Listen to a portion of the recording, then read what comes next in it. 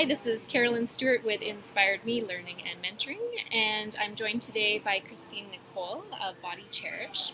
So this is for the InspirED Me video series. So my first question is for you to tell me a little bit more about yourself and what inspires you. Okay.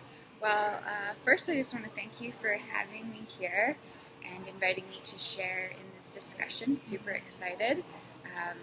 As you said, my name's Christine, and I'm the owner-operator of BODYCHERISH. So it's a local company that offers organic skincare as well as holistic lifestyle services. But on a more personal note, I guess I would say about me is I'm just ridiculously passionate about anything holistic health. I'm always interested in learning more about ways women and men can better themselves, can empower themselves to improve their own state of health and well-being. And that interest, that passion I have has kind of sprouted my career path, I guess you could say. Yes. Yeah. So that kind of laid the foundation for what you're offering. Is your own journey of inspiration, or how did that fit with you? Yeah, absolutely. I find that people who had their own work to go through are people who then get this burning desire that they then want to share it because they had that journey, that growth, and then they come to the other side of it and they're just like, this is great. I want everyone to know about this. I want everyone to know about how you can better yourself, feel better about yourself through simple practices. And I mean, at the end of the day, the concept of practicing radical self-love, self-care, it's kind of the cornerstone. It's the building blocks of what's behind BODYCHERISH. So I like to think of it as being much more than just skincare or services, but really inspiring women who come across it to prioritize their health and not see it as being selfish, but see it as just an act of kindness to themselves. I believe that they're worthy of that. Yes. Yeah, and then that follows them through in their life, in other practices. Absolutely. The amazing outcome of practicing self-love and kindness, how much it affects every other aspect of your life, how you show up for relationships, how you're available to others, the compassion you're able to feel for others. Yeah. It's amazing. Yes. You know what I'm talking about. Oh, I totally know. Yeah. Well, compassion always starts first with ourselves, right? And I know for me, I've always found that if I'm not honoring myself, if I'm not strong in myself, I've got nothing to offer. Absolutely. And that sucks. Like I'm not being of any service. So I love your message. Thank you. You're very welcome. All right. So the next question I have for you is, where do you find your inspiration? So people, resources, how does that work for you? Okay.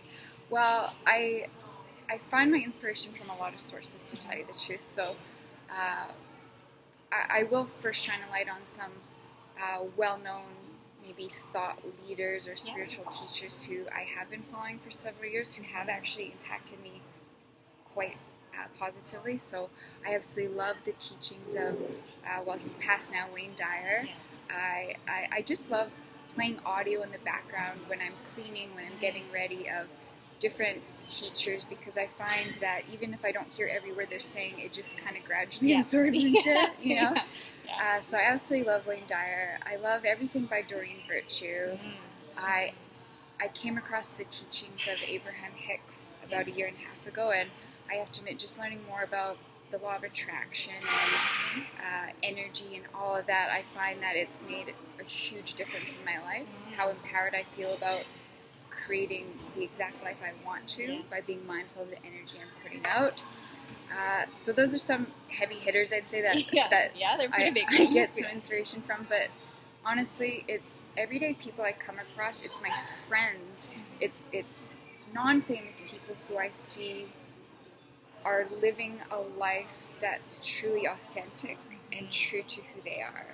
So not feeling the pressure to mold to what maybe society expects, but if they're interested in this, going ahead and doing that, and then owning it. You know, there's something that I find so inspiring when I see someone who doesn't care what anyone else thinks, but just follows their true passion, their soul purpose, and owns it bravely. Which is why you're here. Oh, that's why we're having this conversation, because that's the whole purpose of this video series, is to show everybody, all of the watchers, listeners, that there are people in our community who are following their vision and their passion, and connecting with that. So understanding your why, and that will actually help them see that it's possible and follow in that path as well. So, absolutely. And I mean, if you're not happy where you're at, there's no rule saying that's where you have to stay. If you have a 9 to 5, 9 to 6 job and it's energetically draining you, and it's not in alignment with what you really feel you're meant to do, it doesn't matter if you went to university for it. You have your whole life to live. So there's choice. There's a choice that you. Choice. Absolutely. Yeah. Absolutely. Yeah. All right. So, what do you do for self-care, Christine? Oh, gee, this is a big topic, because obviously, as I mentioned earlier, so before I actually say some practices I do for self-care, sometimes it can be overwhelming for someone to hear about, oh, this person does X, Y, and Z, if they're not doing any of it. So first, I'd like to shine a light on that it wasn't always that way. Right. So I used to have zero self-care practices. Zero. I was completely disconnected from really who I was. I didn't really know who I was. There was things that I did to try and feel better that I thought were fun and enjoyable, but really they were just a band-aid, right? Maybe working for the weekend to go party and get drunk, thinking that felt good. Yeah. But that wasn't truly feeling good or fulfilling, or practice of self-care. Yes. But when self-care is temporary, right? Yeah, it's not absolutely. that one thing.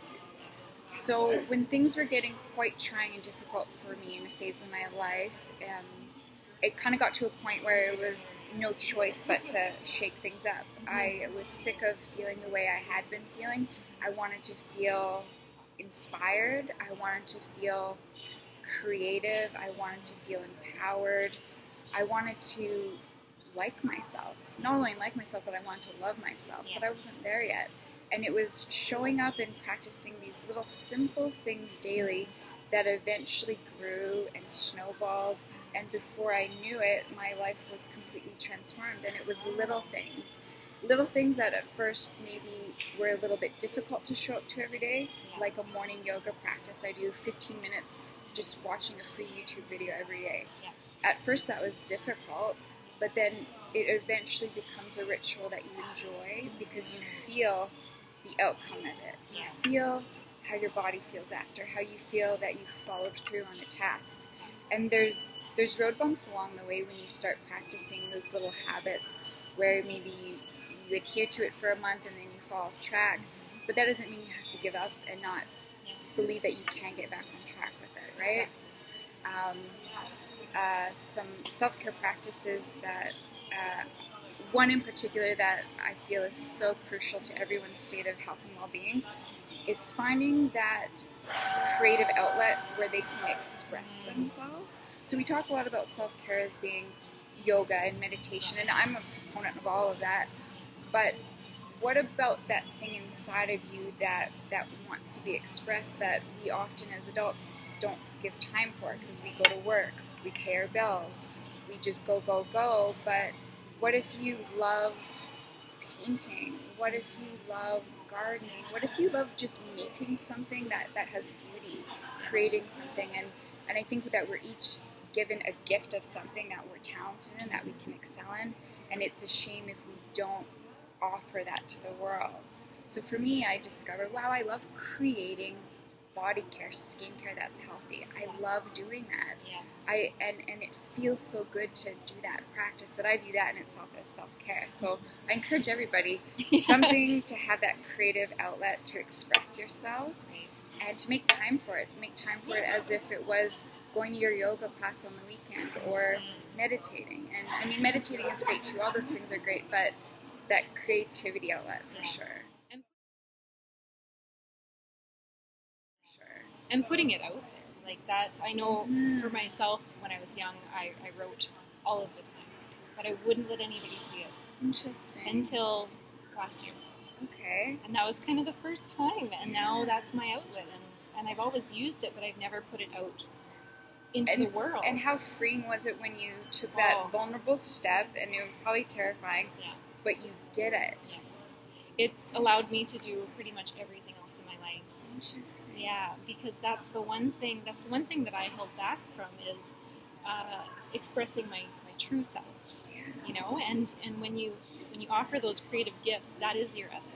Like that is the pure center of your being. So when you do it, it is scary because you're basically laying yourself out there for everybody to potentially judge. It's vulnerability at its greatest, right? It is, but that's where all of the rewards come from. Absolutely. And that's where people then get drawn to you. That's when they actually feel connection to you. That's where they can feel you're speaking your truth, that there's no masks, that it's just you being real, raw, and honest, and admitting maybe you haven't always been perfect, but sharing your story on how things can always get better. Yeah. It's amazing.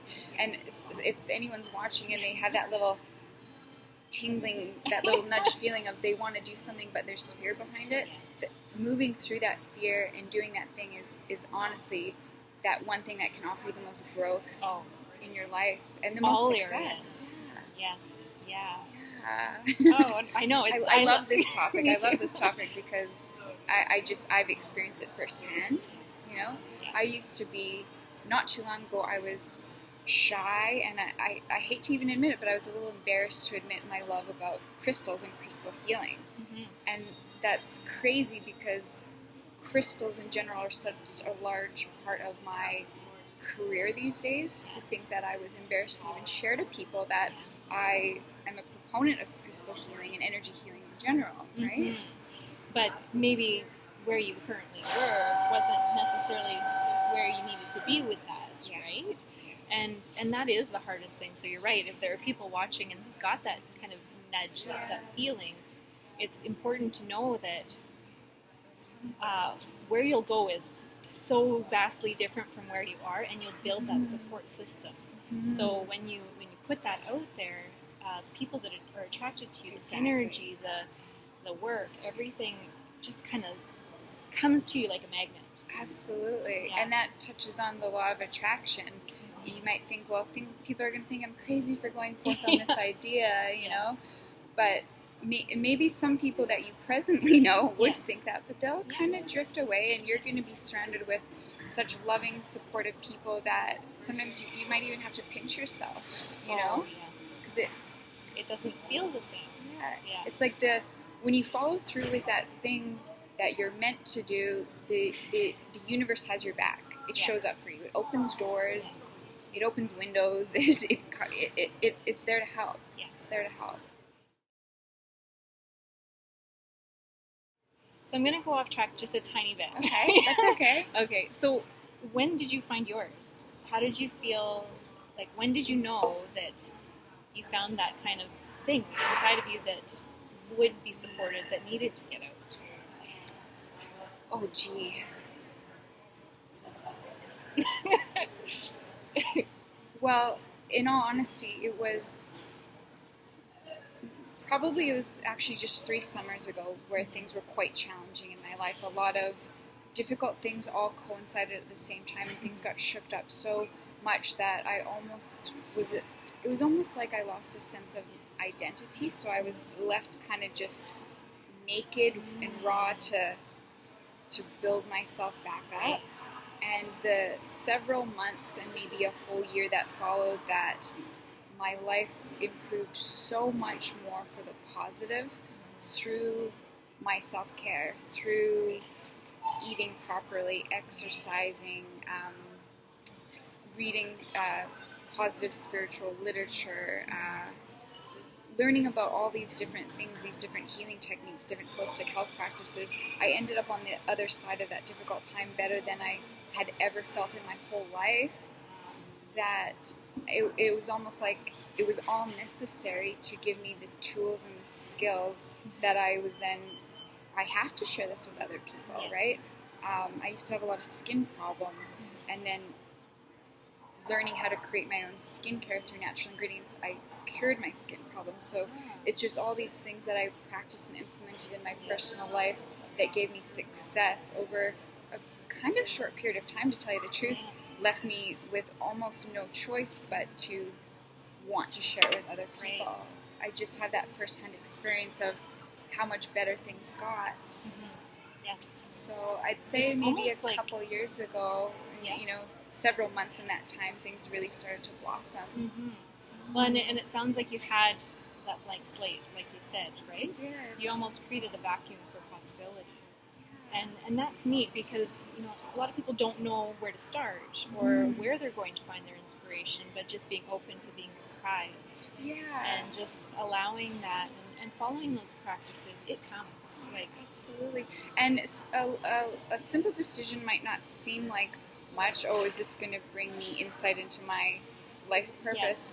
But it's the culmination of everything. It's dedicating time to yourself to just be quiet, to not always maybe be in a social atmosphere. I found that I learned most about myself in a long time. If I was meditating, or even if I was just at home reading a book on the weekend rather than going out and being distracted. You know, I got to know myself more, and the more I got to know myself, the more I learned what I love, what brings me joy, what I want to dedicate my time to, and then that results in what I want to share with people. Exactly. Oh, fantastic. That's a really nice blueprint. You just shared a blueprint of how to get there. So that's okay, awesome. That's great. Don't be nervous about alone time. I used to get lonely easily. I used to always like to be around people, and now I've learned to actually cherish alone time and feel the value of it. It can be great. Curling up, having some tea or coffee. I'm addicted to coffee, and just doing what you feel drawn to do, learning about what you want to learn about. It's great. Now, you spoke about Abraham Hicks. I've spent a lot of time learning about that as well, and audiobooks are my favorite. So Me too. In my car. You can drive or you can clean or do whatever, or take the dog for a walk. And one thing that I found the most touching, it kind of came after a few times listening, was that your inclinations or your desires are the keys to your awakening. So, you know, sometimes we think we're being selfish when we have a desire to do something, whether it's, you know, go buy this thing that just makes us happy or take that trip. But those desires are actually the things inside of you reminding you or showing you the next step on your path. So when you're not sure where to go, that's what I always think of. I think, okay, well, what do I feel like doing in this moment? Where are my desires? Maybe I don't know what the outcome is going to be, but what's that next desire? I love that because, yes, and I find women especially, we sometimes want to suppress our desires. You know, I got to take care of the kids, go grocery shopping. I said yes to that commitment. We got to go there. We got to do this. But those desires that you have, they're not things to be suppressed. They're not bad. They're not shameful. They're not selfish. What will result from you following through with them is feeling joy. And when you feel joy, when you're in a state of joy, you're in a higher vibration, right? And the amount of good things that start to flood into your life when you're just operating at a higher level, a higher frequency, it's amazing. It is. And then when you're operating at just a higher level, a higher frequency, you actually become more effective and productive in your life. So it's interesting because sometimes you think, well, I don't have time to take care of myself. But when you take care of yourself, suddenly life almost becomes easier to manage. You can get through your day more effectively, and you don't seem to be a victim of stress. You can manage it better. Yes, absolutely. And you're more confident in saying no or saying yes to things. I was struggled with this idea that you know, be happy with where you're at, and there's a component of that of like really being present in the moment. But I've learned now that my desires or those things that are still, you know, I'm always wanting more. And the reason that I'm wanting more is because there's always more trying to emerge out of me. Expansion. And that's okay. Yes. And that's absolutely okay. Yeah, and I mean, so you've heard this with the teachings of Hicks. I mean, we're from the universe, we're part of the universe. The universe is always expanding, so why wouldn't we too also be always wanting to expand? Exactly. Yeah, so I agree 100%. I know, I love talking about this. I could probably talk about this for an hour, but I'm sure that...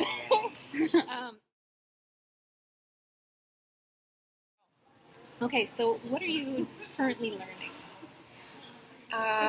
Well, I'm one of those people who tends to dabble in multiple things at once, you know, multiple books on the go.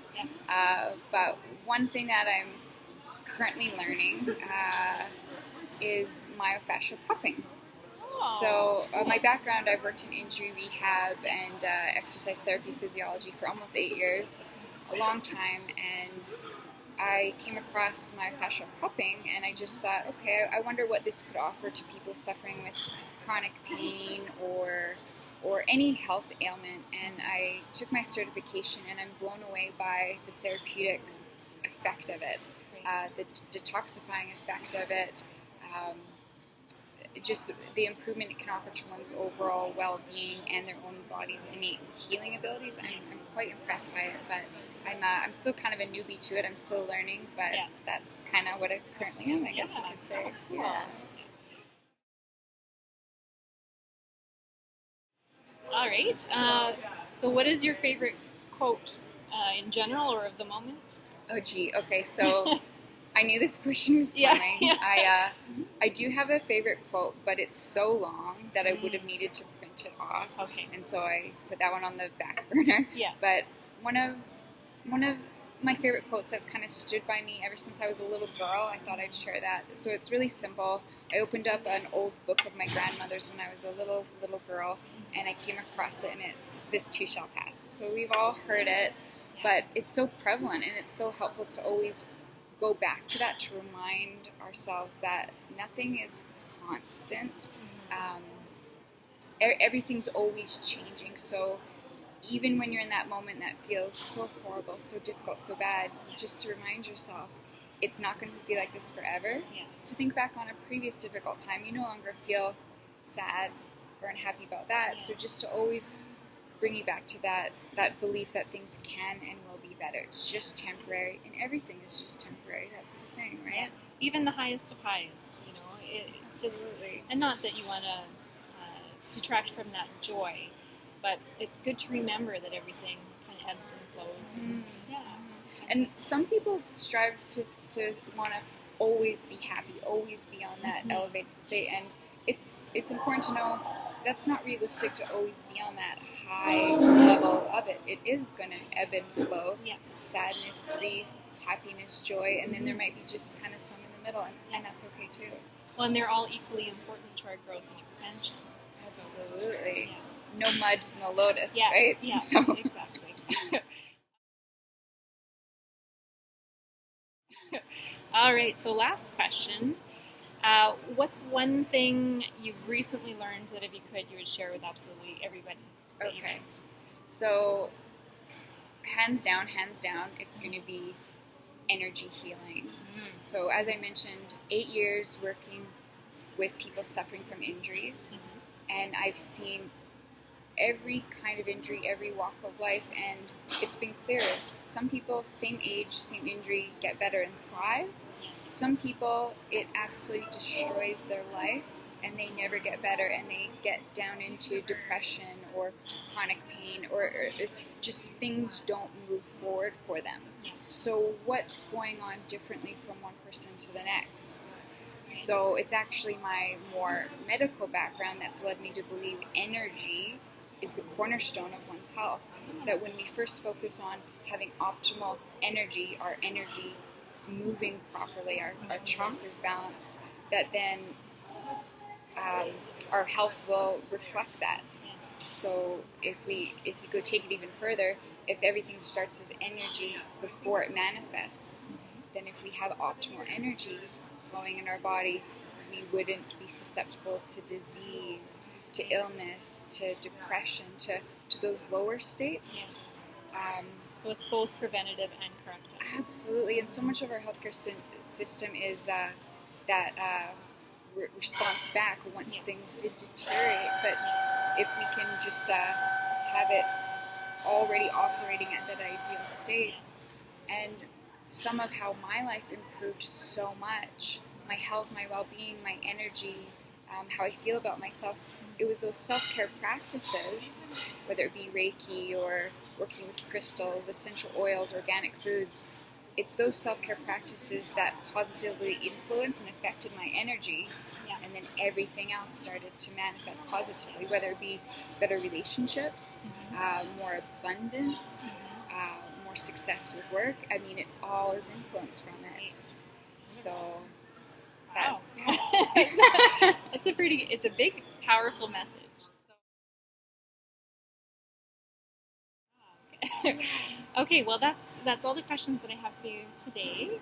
So thank you so much for joining us, Christine Nicole. Thank you for having me. This has been fun. I really enjoyed it. Oh, good. Well, and thank you so much for watching, as always. And I'll share some more information about Christine in the bio, and you can connect with her via her website or Facebook.